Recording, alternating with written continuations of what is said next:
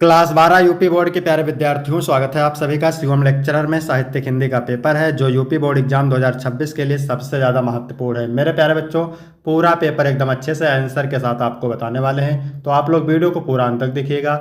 यदि आप वीडियो को अंत तक देखते हैं तो मैं गारंटी से कह सकता हूँ कि आप बोर्ड एग्जाम 2026 में हिंदी में 95+ अंक जरूर लेकर आओगे। मेरे प्यारे बच्चों, सेम ऐसा ही पेपर आपके बोर्ड एग्जाम 2026 में पूछा जाएगा। समय 3 घंटे 15 मिनट का होता है मेरे प्यारे बच्चों, और पूर्णांक होता है 100 का। यहाँ पर थोड़ा सा निर्देश देख लेते हैं। निर्देश में क्या है? प्रारंभ के 15 मिनट परीक्षार्थियों को प्रश्न पत्र पढ़ने के लिए निर्धारित है। इस प्रश्न पत्र में 2 खंड हैं, दोनों खंडों के सभी प्रश्नों के उत्तर देना अनिवार्य है। तो सभी लोग वीडियो को लाइक करेंगे, चैनल पर नए होंगे चैनल को सब्सक्राइब करेंगे, शेयर करेंगे। चलिए वीडियो को शुरू करते हैं। सबसे पहले खंड का, इसमें प्रश्न नंबर 1 का है शिक्षा का उद्देश्य निबंध के लेखक हैं भारतेंद्र हरिश्चंद्र, महावीर प्रसाद द्विवेदी, मोहन राकेश, संपूर्णानंद। तो शिक्षा का उद्देश्य निबंध के लेखक हैं संपूर्णानंद। ठीक है, चौथा ऑप्शन राइट हो जाएगा। प्रश्न नंबर 1 का है लल्लू लाल की रचना है। सुख सागर है, 11 वर्ष का समय है, प्रेम सागर है, रानी केतकी की कहानी है। तो लल्लू लाल की रचना है प्रेम सागर, याद रखिएगा, मोस्ट इंपॉर्टेंट है। सुख सागर मुंशी सदा सुख लाल की रचना है। 11 वर्ष का समय कहानी है आचार्य रामचंद्र शुक्ल की, और रानी केतकी की कहानी इंसा अल्लाह खां की रचना है।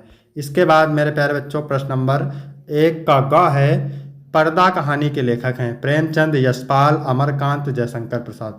तो यशपाल हैं पर्दा कहानी के लेखक, दूसरा ऑप्शन से हो जाएगा।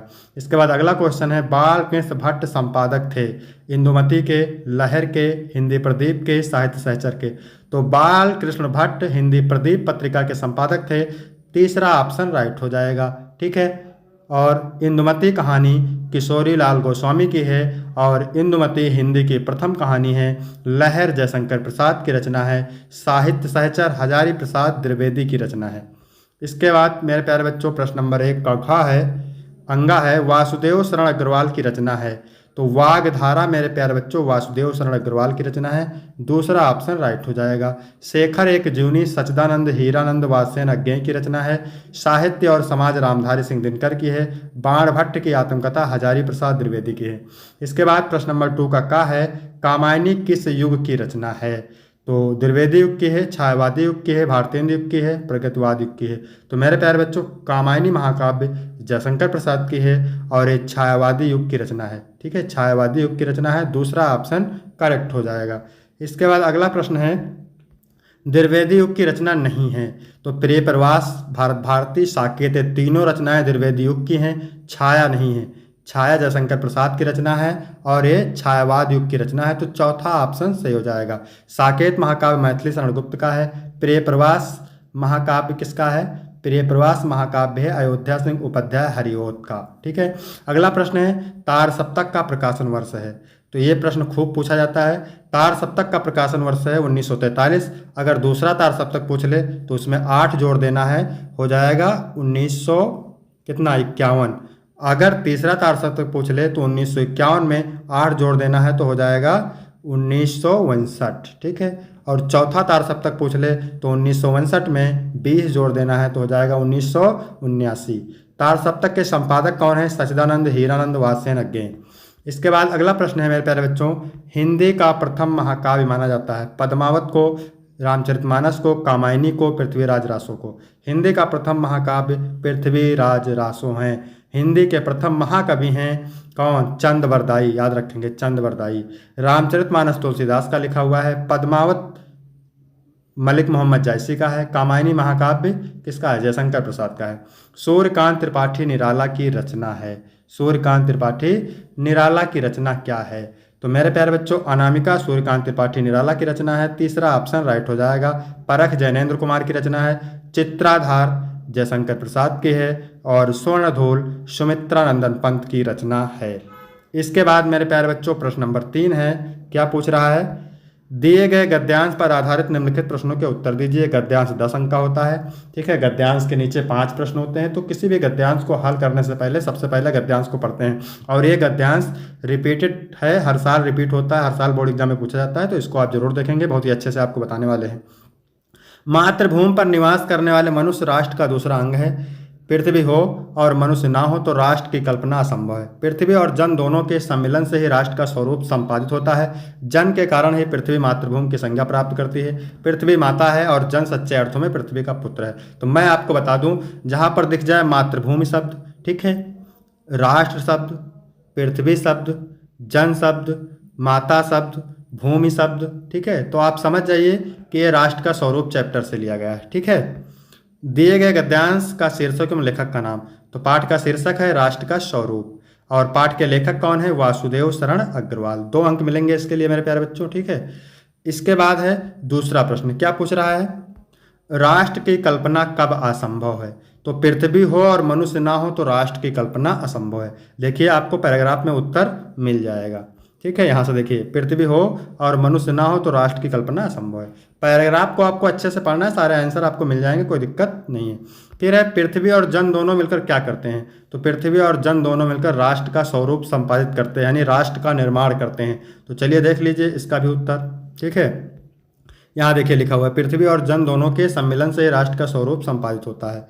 इसके बाद मेरे प्यारे बच्चों तीसरा प्रश्न, चौथा प्रश्न है, पृथ्वी कब मातृभूमि की संज्ञा प्राप्त करती है? तो पृथ्वी मातृभूमि की संज्ञा जन यानी मनुष्य के कारण ही प्राप्त करती है। इसके बाद है रेखांकित अंश की व्याख्या। तो व्याख्या किसकी करना है? जिसकी खींची हुई है रेखा, यानी इसकी व्याख्या करना है। पृथ्वी माता है और जन सच्चे अर्थों में पृथ्वी का पुत्र है। तो चलिए देखते हैं इसकी व्याख्या।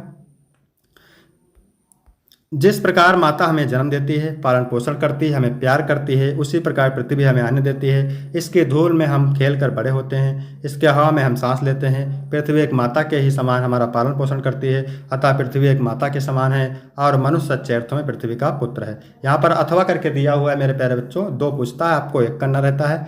तो अथवा वाला देखते हैं, ये भी मोस्ट इंपॉर्टेंट है, कई बार एग्जाम में पूछा जाता है, हर साल पूछा जाता है। अशोक का फूल उसी मस्ती में हंस रहा है। देखिए अशोक शब्द से पता चल गया कि अशोक के फूल से लिया गया है। पुराने चित्त से देखने वाला उदास होता है, वह अपने को पंडित समझता है। पंडिताई भी एक बोझ है, जितनी ही भारी होती है उतनी ही तेजी से डुबोती है। जब वह जीवन का अंग बन जाती है तो सहज हो जाती है, तो वह बोझ नहीं रहती। वह उस अवस्था में उदास भी नहीं करती।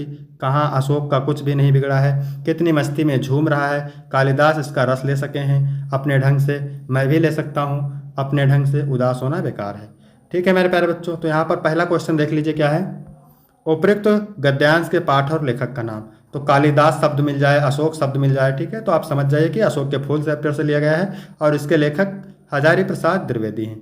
ठीक है, इसके बाद है अशोक को देखकर कौन उदास होता है? तो आपने अभी पढ़ा था, पुराने चित्त से देखने वाला उदास होता है। ठीक है, इसके बाद मेरे प्यारे बच्चों तीसरा प्रश्न है, उपयुक्त गद्यांश के माध्यम से लेखक विद्वता के बारे में जन सामान्य को क्या संदेश देना चाहते हैं? तो उपयुक्त गद्यांश के माध्यम से लेखक संदेश देना चाहता है कि विद्वता को सहज और जीवन का अंग होना चाहिए, जिससे वह व्यक्ति को उत्थान की ओर प्रेरित करेगी। फिर है प्रस्तुत गद्यांश का आशय स्पष्ट कीजिए, यानी गद्यांश का आशय क्या है? तो इसका आशय देख लेते हैं। प्रस्तुत गद्यांश का आशय यह है कि व्यक्ति को अपने उत्थान से उत्साहित और पतन से निरुत्साहित नहीं होना चाहिए। प्रत्येक स्थिति में समभाव यानी समान भाव से रहना चाहिए। फिर है रेखांकित अंश की व्याख्या। तो व्याख्या मेरे प्यारे बच्चों देख लेते हैं किसकी करना है। ठीक है, पंडिताई एक बोझ है, जितनी ही भारी होती है उतनी ही तेजी से डुबोती है। इसकी आपको करना है व्याख्या। देखिए यहाँ पर व्याख्या क्या है। पांडित्य अर्थात विद्वता भी एक भार है, यह जितनी भारी होती है उतनी ही तेजी से मनुष्य को डुबोती है। विद्वता अहंकार को उत्पन्न करती है और अहंकार मनुष्य के विनाश का कारण होता है। जो जितना बड़ा विद्वान होता है वह उतना ही बड़ा अहंकारी भी होता है। रावण का उदाहरण हमारे समक्ष है। उस जैसा विद्वान धरती पर शायद ही पैदा हुआ हो, लेकिन उसके अहंकार ने उसका सर्वनाश कर दिया। इसके बाद 4 नंबर प्रश्न है मेरे प्यारे बच्चों, क्या पूछ रहा है, दिए गए पद्यांश पर आधारित निम्नलिखित प्रश्नों के उत्तर दीजिए। तो ये भी जो है पद्यांश मेरे प्यारे बच्चों रिपीट होता रहता है हर साल, मोस्ट इंपॉर्टेंट है। मेरे प्यारे नव जलद से कंज से नेत्र वाले, राधा पवन से कहती है, हवा से कहती है कि हे पवन मेरे प्यारे नव जलद से कंज से नेत्र वाले, यानी नवीन बादल के समान और कंज के समान नेत्र वाले मेरे प्यारे श्री कृष्ण, जाके आए ना मधुबन से ओ ना भेजा संदेशा, यानी मथुरा जाने के बाद ना मथुरा से वापस आए और ना ही मेरे लिए कोई संदेश भेजा है।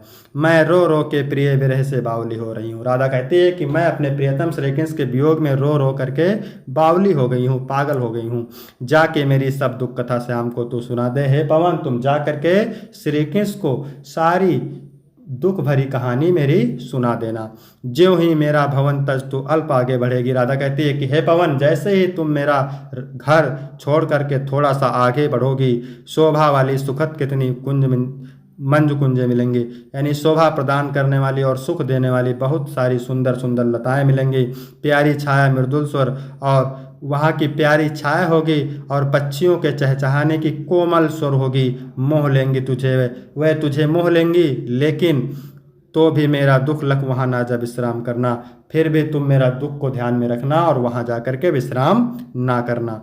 ठीक है, आपने इसको बहुत अच्छे से पढ़ा होगा। पवन दूत का चैप्टर से लिया गया है। अयोध्या सिंह उपाध्याय हरिओत क्या है? कवि हैं, कवि हैं। ठीक है, पवन दूत का द्वारा किसने किसको संदेश भेजा है? तो राधा पवन को दूती बनाकर कृष्ण को संदेश भिजवाती है। यानी पवन दूत का द्वारा किसने किसको संदेश भेजा है? तो पवन दूत का द्वारा राधा ने श्री कृष्ण को संदेश भेजा है। इसके बाद है रेखांकित अंश की व्याख्या कीजिए। तो व्याख्या मैंने पूरे की आपको बता ही दिया है, कोई दिक्कत नहीं है, कहीं से भी रेखा खींच के पूछे आप कर लेंगे। इसके बाद है प्रस्तुत पद्यांश में श्री कृष्ण के सौंदर्य का वर्णन। तो राधा के अनुसार कृष्ण के नयन नवीन बादल के समान पनीले व मनोहारी हैं। राधा का प्रेम उनके प्यारे प्राण प्रिय कृष्ण के विरह में व्याकुल है। मधुबन जाकर किसने कोई संदेश नहीं भेजा? मधुबन जाकर श्री कृष्ण ने कोई संदेश नहीं भेजा। इसके बाद अथवा करके इसमें भी दिया है, इसको भी पढ़ते हैं, मोस्ट इंपॉर्टेंट है। कांड दूत केंदो ब्रह्म दूत है पधारे आप। यानी गोपियाँ उद्धव से कहती हैं कि हे उद्धव, तुम श्री कृष्ण के दूत बनकर आए हो या ब्रह्म के दूत बनकर आए हो। धारे प्रण फेरन कुमति ब्रजबारी की, आपने तो मुझ ब्रजबालाओं की बुद्धि को पलटने का ठेका ले लिया है। कहे रत्नाकर पे प्रीति रीत जानत। रत्नाकर जी कहते हैं कि आप प्रेम की रीत को नहीं जानते हैं। ठानत अनीति आनी रीत ले अनारी की, आप अनाड़ियों की तरह व्यवहार कर रहे हैं। मान्यो हम कान ब्रह्म एक ही है कहो जो तुम। मैंने मान लिया, आपने जो कहा मैंने मान लिया कि श्री कृष्ण और ब्रह्म एक ही है। तो हूँ हमें भावत न भावना अन्यारी की, फिर भी हमें श्री कृष्ण से अन्यत्र भावना अच्छी नहीं लगती। जय है बन बिगर न बरिता बरित की। यदि समुद्र से अगर एक बूंद निकाल लिया जाए तो समुद्र का कुछ बनता बिगड़ता नहीं है, लेकिन उस बेचारी बूंद का अस्तित्व ही समाप्त हो जाता है। ठीक है, ऐसा कह सकते हैं यदि समुद्र में एक बूंद मिला दिया जाए तो समुद्र का कुछ बनता बिगड़ता नहीं है, लेकिन उस बेचारी बूंद का अस्तित्व ही समाप्त हो जाता है। तो ये पाठ उद्धव प्रसंग से लिया गया है मेरे प्यारे बच्चों, और कवि का नाम है जगन्नाथ दास रत्नाकर। ध्यान रखिएगा, गोपियों ने किसे और क्यों अनाड़ी कहा है? तो गोपियों ने कान्हा को अनाड़ी कहा है क्योंकि वे उनकी प्रेम भावना को और निस्वार्थ प्रेम को नहीं समझ पाई। गोपियों का मानना था कि कान्हा ने उन्हें धोखा दिया, इसलिए उन्हें अनाड़ी मानती हैं। इसके बाद अनीति और भावत शब्द का अर्थ। अनीत का मतलब अन्याय या गलत तरीके से, भावत का अर्थ है प्रेम करना या मानना। इसके बाद है कान दूत केंदो ब्रह्म दूत है पधारे आप, पंक्ति में कौन सा अलंकार है? तो इसमें अनुप्रास अलंकार है। ठीक है, इसके बाद में है रेखांकित अंश की व्याख्या, तो मैंने बता ही दिया है। फिर है आपका 5 का नंबर। निम्नलिखित में से किसी एक लेखक का साहित्यिक परिचय देते हुए उनकी कृतियों का उल्लेख कीजिए। 80 शब्द में है और 5 अंक का है। तो तीनों मोस्ट इंपॉर्टेंट है मेरे प्यारे बच्चे, इनको तैयार करेंगे, जल्द ही वीडियो इसका भी आपको मिल जाएगा। इसके बाद है कवि का साहित्यिक परिचय देते हुए उनकी कृतियों का उल्लेख कीजिए। तो अयोध्या सिंह उपाध्याय, सुमित्रानंद पंत, रामधारी सिंह दिनकर, तीनों मोस्ट इंपॉर्टेंट है, इसका भी वीडियो आपको जल्द ही वीडियो मिल जाएगा। फिर 6 नंबर प्रश्न है पंचलाइट अथवा लाठी कहानी का सारांश अथवा ध्रुव यात्रा अथवा लाठी कहानी के उद्देश्य पर प्रकाश डालिए। 80 शब्द में है और 5 अंक का है, तो इसका भी वीडियो जल्द ही मिल जाएगा आपको, कल ही शायद मिल जाएगा। इसके बाद है 7 नंबर स्वपठित खंड काव्य के आधार पर किसी एक खंड के एक प्रश्न का उत्तर दीजिए। 80 शब्द में है और 5 अंक का है। तो ये अलग अलग जिले के लिए अलग अलग खंड काव्य होता है, तो इसको आप तैयार कर लेंगे मेरे प्यारे बच्चों। इसके बाद खंड खा है। ठीक है, 8 नंबर का है दिए गए संस्कृत गद्यांशों में से किसी एक का संदर्भ सहित हिंदी में अनुवाद कीजिए। देखिए यहाँ पे 7 नंबर का पूछा जाता है, लेकिन आप संदर्भ सहित अनुवाद लिखेंगे तभी आपको 7 मिलेंगे, यानी 2 नंबर संदर्भ का मिलता है और 5 अनुवाद का मिलता है। तो चलिए सबसे पहले इसका अनुवाद पढ़ते हैं। ठीक है, मोस्ट इंपॉर्टेंट पैराग्राफ है। संस्कृत साहित्य से आदि कवि वाल्मीकि, महर्षि व्यास, कवि कुल गुरु कालिदास, अन्य चाभास भारवी भवभूत आदि महाकविया स्वकीय ग्रंथ रत्ने अध्याय पाठ का नाम हृदय विराजनते। संस्कृत साहित्य के आदि कवि वाल्मीकि, महर्षि व्यास, कवि कुलगुरु कालिदास, अन्य भास भारवी भवभूत आदि महाकवि अपने ग्रंथ से आज भी पाठकों के हृदय में विराजमान है। यम भाषा असाम मात्र सम सम्माननीय वंदनीय चा। यह भाषा हमारी माता के समान सम्माननीय और वंदनीय है। यतो भारत मातु स्वतंत्रता गौरव अखंडत्वम संस्कृत एकत्वम च संस्कृत एवं सुरक्षित शक्यन्ते। क्योंकि भारत माता की स्वतंत्रता गौरव अखंडता और संस्कृत की एकता संस्कृत से सुरक्षित रखी जा सकती है। यह संस्कृत भाषा सर्वासु भाषासु प्राचीनतमा श्रेष्ठा चास्त। यह संस्कृत भाषा सभी भाषाओं में प्राचीन और श्रेष्ठ है तथा सुषुप्तम, इसलिए ठीक ही कहा गया है। भाषा से मुख्य मधुरा दिव्या गीवाण भारती की भाषाओं में मुख्य मधुर और दिव्य संस्कृत भाषा है। ठीक है, संदर्भ कैसे लिखेंगे आप देख सकते हैं। प्रस्तुत गद्यांश हमारी पाठ्यपुस्तक संस्कृत के संस्कृत भाषा महत्तम नामक पाठ से अवतरित है। फिर यहाँ पर अथवा करके दिया है, इसको भी पढ़ते हैं। तदा कदाचित द्वारपाल आगत्य महाराजम भोज प्राह। तब किसी द्वारपाल ने आकर के महाराज भोज से कहा, कोपिना अवशेषो विद्वान द्वार वर्तते इत। एक ऐसा विद्वान द्वार पर खड़ा है जिसके शरीर पर लंगोटी मात्र है। राजा प्रवेशायत, राजा ने कहा उसे अंदर लाओ। तथा प्रविष्टा सा कवि, तब उस अंदर आकर के उस कवि ने भोजम आलोक, महाराज भोज को देख करके आद में दरिद्रो नाशो भविष्यत, आज मेरी दरिद्रता का नाश हो जाएगा, ऐसा मान करके संतुष्ट होकर के खुशी के आंसू बहाए। राजा तमालोक प्रह कवि किम रोदस इत। राजा ने उसकी ओर देख करके कहा, कवि तुम क्यों रोते हो। तथा कविरह राजन, तब कवि ने कहा, राजन अकर्ण मद गृहस्थतम, मेरे घर की दशा को सुनिए। संदर्भ कैसे लिखना है। प्रस्तुत गद्यांश हमारे पाठ्यपुस्तक संस्कृत के भोजस्योदार्य नामक पाठ से अवतरित है। ठीक है, इसके बाद खा नंबर दिया हुआ है मेरे प्यारे बच्चों। दिए गए श्लोकों में से किसी एक का संदर्भ से हिंदी में बात कीजिए, भी वैसे ही है 7 नंबर का। ठीक है, तो भाषा से मुख्या मधुरा दिव्या गीवाण भारती, मतलब भाषाओं में मुख्य मधुर और अलौकिक संस्कृत भाषा है। तस्य ही मधुरम काव्य, उसका मधुर काव्य है, उसका काव्य मधुर है। तस्मादप सुभाषितम, और उससे अधिक मधुर उसके सुभाषित वचन है। ठीक है, फिर अथवा करके दिया हुआ है। मत्ता गजेंद्रा, हाथी मस्त हो रहे हैं। मुजता गोवेंद्रा, साढ़ प्रसन्न हो रहे हैं। वनेश विक्रांतरा मृगेंद्रा, और वनों में शेर अधिक शक्तिशाली हो रहे हैं। रम्या नगेंद्रा, पर्वत सुंदर हैं। निर्भता नरेंद्रा, राजा शांत हैं। परकीर्तो वारिद्रे सुरेंद्रा, और इंद्र बादलों से खेल रहे हैं। ठीक है, इसके बाद मेरे प्यारे बच्चों, इसके बाद 9 नंबर प्रश्न है। निम्नलिखित में से किन्हीं 2 प्रश्नों के उत्तर दीजिए। 4 अंक का होता है, 2 प्रश्न आपको करना रहता है, तो ये प्रश्न आप तैयार करेंगे। ठीक है, अपनी किताब से। इसके बाद 10 का क, ख और गा है। श्रृंगार अथवा विभत्स रस, यमक अथवा उपमालंकार, दोहा अथवा कुंडलीय छंद। इसका भी वीडियो आपको जल्द ही मिल जाएगा, इंपॉर्टेंट रस अलंकार छंद का। फिर 11 नंबर है, निम्नलिखित में से किसी एक विषय पर निबंध। 9 नंबर का है, तो ये निबंध आप देख सकते हैं, मोस्ट इंपॉर्टेंट बोर्ड एग्जाम के लिए, तो इनको आप तैयार करेंगे। इसके बाद 12 का पहला है। नयनम का संधि विच्छेद तो ने प्लस अनम होता है। कलाविव का संधि विच्छेद होता है कला प्लस यु, कलो प्लस यु होता है। इसके बाद है वृद्धा का संधि विच्छेद क्या होता है, वृद्ध प्लस धा होता है। इसके बाद मेरे प्यारे बच्चों, निम्नलिखित में से किसी एक पद का विग्रह करके समास का नाम लिखिए। तो अनुरूपम महात्मा प्रतिमानम, अनुरूपम में अव्ययीभाव समास है, महात्मा में कर्मधारय समास है, और प्रतिमाना में भी अव्ययीभाव समास है। इसके बाद 13 नंबर प्रश्न है मेरे प्यारे बच्चों। बैंक में खाता खोलने के लिए बैंक प्रबंधक को प्रार्थना पत्र अथवा अपनी गली मोहल्ले की नालियों की समुचित सफाई के लिए नगर निगम के स्वास्थ्य अधिकारी को पत्र लिखिए। तो मोस्ट इंपॉर्टेंट है, इसका भी वीडियो आपको जल्द ही मिल जाएगा। इसके बाद 14 का पहला है। निम्नलिखित में से किसी एक शब्द के धातु एवं प्रत्ययों का योग स्पष्ट कीजिए। गुरुत्व, गुरुत्व में गुरु शब्द है तो प्रत्यय है। ठीक है, कटुता में कटु शब्द है, तल प्रत्यय है। बुद्धिमान में बुद्धि शब्द है, मतु प्रत्यय है। इसके बाद निम्नलिखित में से किसी एक शब्द का प्रत्यय लिखिए।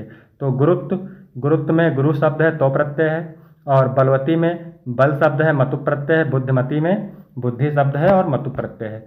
इसके बाद है खा नंबर, क्या कह रहा है, रेखांकित पदों में से किसी एक पद में प्रयुक्त विभक्ति तथा संबंधित नियम का उल्लेख करें। तो छात्रे समम दिया हुआ है, यहाँ पर तृतीय विभक्ति है। गणेशाय नमः में चतुर्थी विभक्ति है। तो यहाँ तक वीडियो कंप्लीट होता है। वीडियो कैसा लगा, वीडियो अच्छा लगा तो वीडियो को लाइक करेंगे, चैनल को सब्सक्राइब करेंगे। फिर मिलते हैं आपको अगली वीडियो में, तब तक के लिए जय हिंद जय भारत।